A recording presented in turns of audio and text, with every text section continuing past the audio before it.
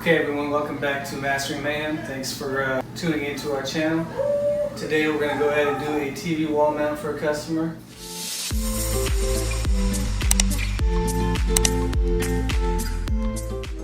We got this 48-inch flat screen TV that's going to go from this countertop here to the wall right here. So I'm going to show you guys some ways how to do this with some really basic tools, but very fundamental tools in being able to find the studs, make sure you get the mount on the studs. So she did already order the mount. The way I usually like to start is I'll take the stand or the legs off of the TV. Let's go ahead and get this TV ready for the mount and we'll go from there.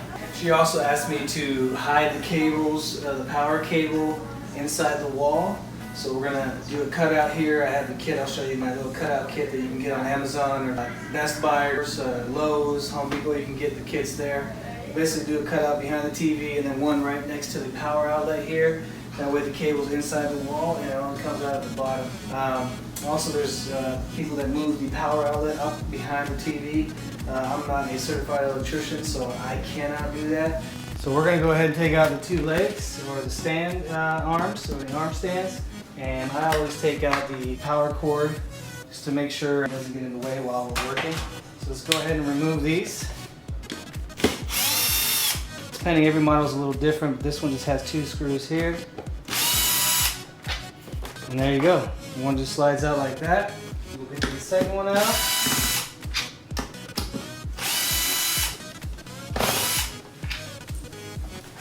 There we are. Two. Every TV model, depending on the model, will have its pre-drilled holes or holes that are already in place. So just remember, when you order a TV wall mount, to make sure that you know what size your TV is. And the TV is always measured from corner to corner. This is how you know what size your TV is. You go from corner to corner diagonally, and that way that'll help you get the right mount for your TV. Okay, so we're going to go ahead and get the wall mount out. This is a full motion mount. Okay, so it's a fully articulating wall mount. We'll go ahead and unbox this and get it attached to the TV. The way I always start is I'll get the plate, the main square plate, and the four arms here attached to the back of the TV, and then I will attach the actual arm to the wall. And I'll show you guys how to do that.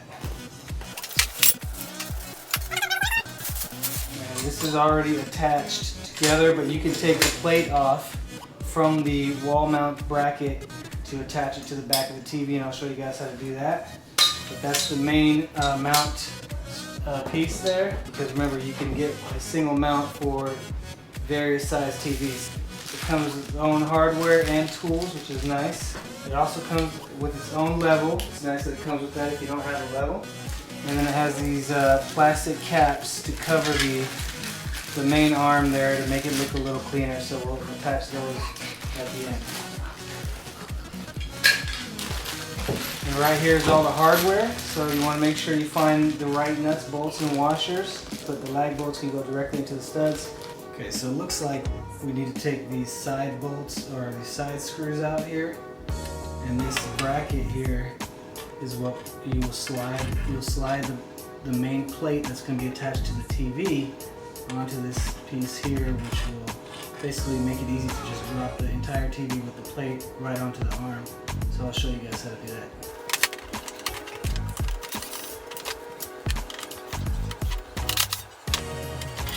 Okay, so it looks like this plate already has the four holes that match up exactly with the holes that are already into the TV frame or the TV body. So we're going to go ahead and find the right screws that fit this size of hole and thread it. Remember, you want to get the right width of the screw and depth. You don't want to get ones that are too long. Okay, it looks like I found the right size, the right length. So we'll go ahead and get all four of them. So we got the four washers with the four screws here. Okay, we got all four washers and screws in place. Just going to put my Bosch on a real low setting here. Tighten them down.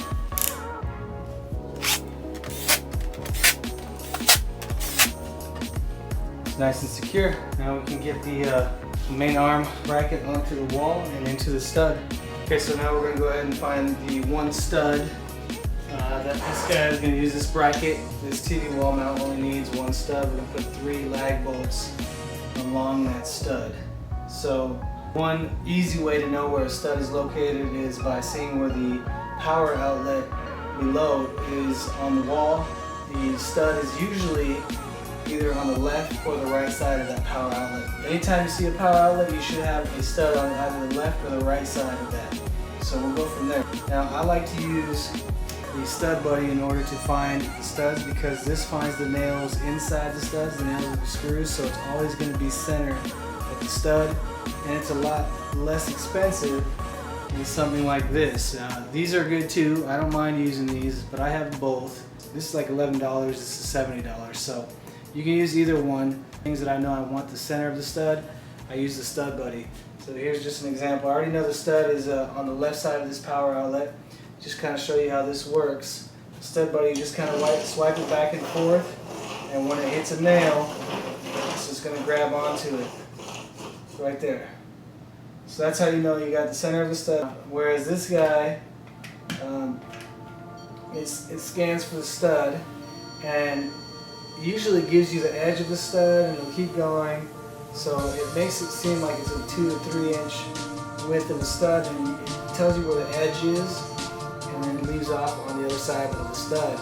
But you never know, or it's really hard to tell where the center of the stud is, whereas the StudBuddy shows you the exact center of that stud because that's where the screws are going, or very close to the center of it. So a lot more trusty, more accurate. Definitely go with the StudBuddy. Save you about 60 bucks, $50, $60. So definitely go with that. Right now we're going to get this bracket up there where it needs to be the right height. So after doing some measurement, the wall mount bracket is going to be mounted. The bottom side of it is going to be at 40 inches and 3/4, which will bring the top of the TV at exactly 63 inches where the customer wants it. So we'll mark the holes for that and we'll go from there. My favorite marking pen here is the Dixon Reach.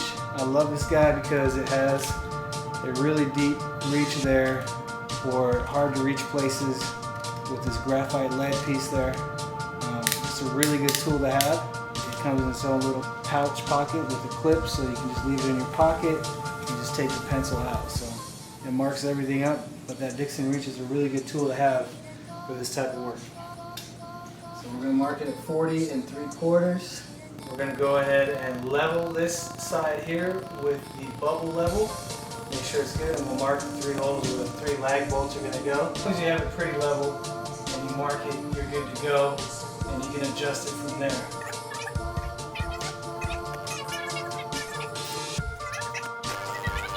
We just pre-drill the 2x4 so that way the 2x4 doesn't crack when the lag bolt goes in. Again, that's about the difference that I choose to do here. So we'll go ahead and get these lag bolts in and get that wall mount arm up on the wall in the stud. On every single hole that we marked.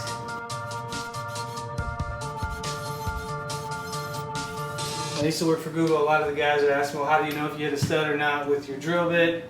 Of course, when you push through the sheetrock, if there's no stud, it's not going to catch anything. It'll basically just fall right through or just push easily without any resistance right through the sheetrock. But when you feel resistance and you feel the bit pulling your hand a little bit and the power drill, it hit wood, it hit the 2x4. Also, you can look on the threading here and you'll see wood collected, or you see a different color material or wood 2x4 color material coming out from where the drywall is. So always be careful too when you're drilling. Make sure if you feel anything out of the ordinary, make sure you stop drilling in case you're hitting the pipe or anything like that. If it's plastic or metal, it feels different.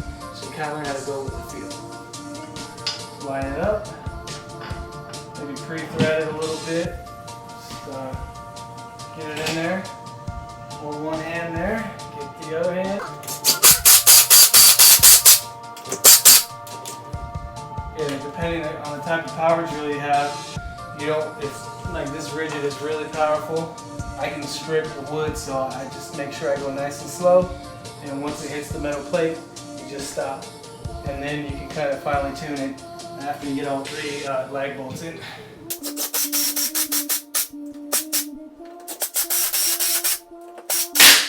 Okay, so we got all 3 lag bolts in, and so it's a little off right now. So I'll loosen up the bolts and make an adjustment.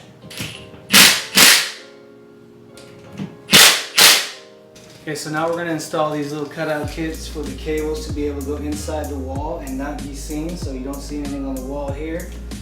Basically, you can get these kits on Amazon. It comes with the cutout box and the front faceplate, and you can just drop the cables inside this wiry mesh or hairy mesh here, and it just goes through. But I'll go ahead and show you guys how to do it. We're going to do a cutout up above the bar here, and then one next to the power outlet.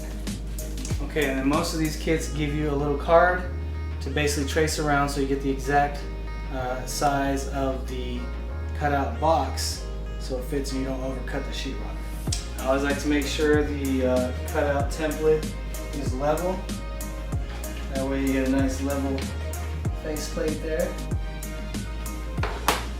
So you just trace it out, and that way you can do your cutout. Once you trace out, pretty simple, nothing special.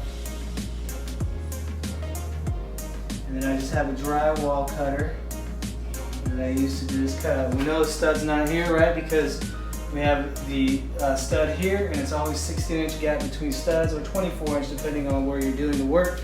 But I know this one's a 16-inch gap there, so we're going to go ahead and do the cutout. Okay, once again, when we do the cutout, I always start on the corner, either top or bottom, but just the corner. And I kind of angle my cutting knife, drywall cutting knife at an angle, and just kind of tap it just to get through that sheetrock. And you'll know once you get through, it makes a different sound. And then the way I cut it is angled up now, and I just take my time, and I don't go in all the way in and out, so I hit the other side of the wall, the back side of the drywall there. Also, because if I hit a pipe or a cable or anything, I'll feel the teeth of the drywall cutter catch onto it very slightly, and then I can stop cutting. So that's another way to kind of cut safely. But I kind of cut at an angle and just put the tooth in about what the width of the sheetrock is. And so I'll just go like that.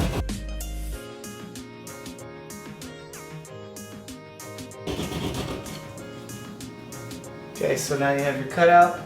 We'll go ahead and put in the cutout box. So again, it's always better to cut this too small than too big, because you can't make it smaller after you cut it too big. We can definitely make it bigger if it's too small. So we'll go ahead and insert this guy here.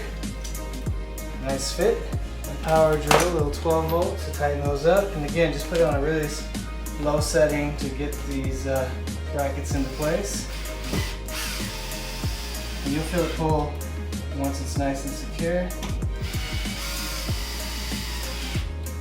That way this guy's not going anywhere. Okay, nice and secure. And that's where the power cord will drop that down through here, and it'll come out the bottom.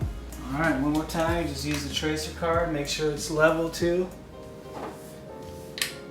And the customer asked me to get it as close as I can to the power outlet. Make sure this is level.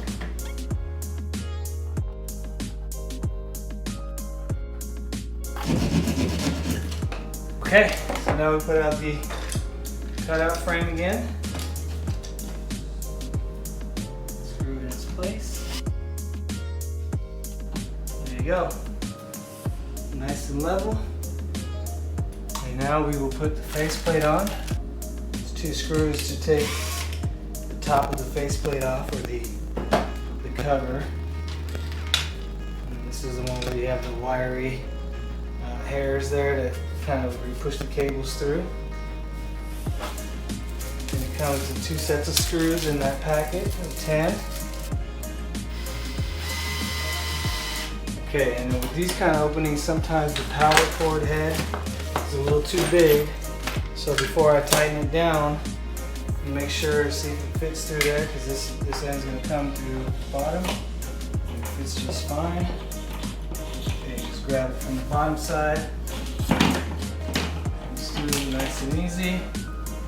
Okay, now I can finish putting this on.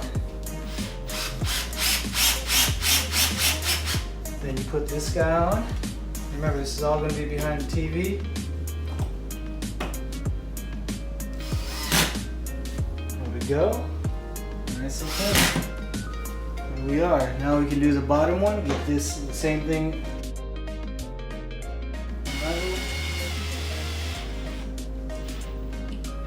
Okay, you put the cover on.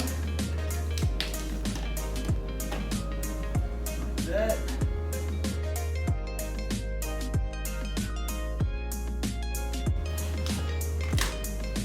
Okay, you always put the heavier weight out the top so it doesn't fall inside the wall. But either way, it'll work fine.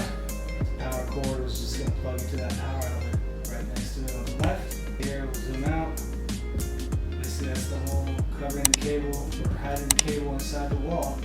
Now what we're going to do is hang the TV on that arm bracket. But this wall mount has a bracket here, basically that has a tooth at the top that's designed basically that metal plate that we put on the back of the TV.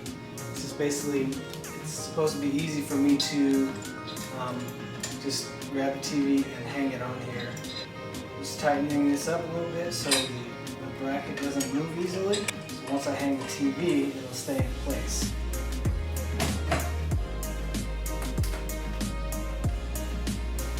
Okay, as you can see, the TV's in place. It's not level, it's not flush the way we want it, but we're going to work on that. Now I'm going to get the 2 screws in place back there to keep the bracket from being able to just be lifted up and off. This will kind of keep it in place. You have to take these 2 screws off in order to be able to take the TV off the mount. I got one of these flexible attachments here to get a better angle to get this screw in place. Alright, now it's in place. As you can see, the arm is holding the TV just fine. And we're going to go ahead and kind of get the TV in its place where it's mostly going to be. We're going to go ahead and plug it in here. Alright, we got the TV plugged in. It's ready to go. It